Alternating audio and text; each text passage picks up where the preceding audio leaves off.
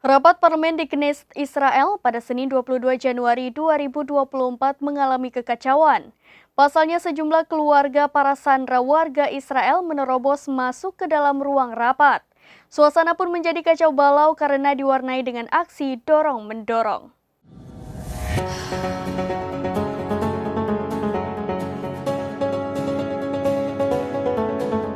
Rapat Parlemen Knesset Israel pada Senin 22 Januari mengalami kekacauan, pasalnya sejumlah keluarga sandera warga Israel menerobos masuk ke ruang rapat.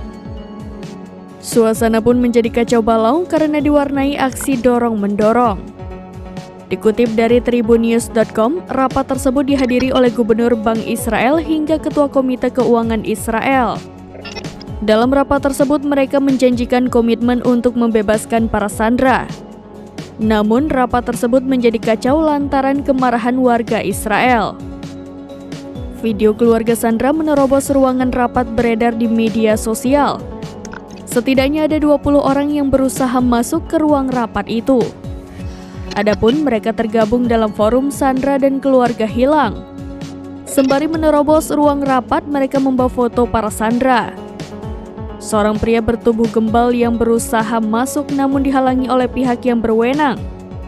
Namun sejumlah orang tetap berusaha masuk hingga mengelilingi petinggi Israel yang ikut rapat tersebut. Dalam aksi protes itu, keluarga sandera meminta agar kabinet bertanggung jawab atas nyawa para sandera.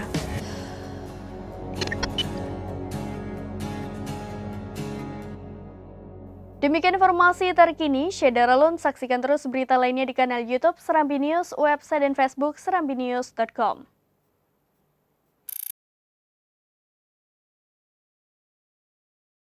Download Tribun X sekarang, menghadirkan lokal menjadi Indonesia.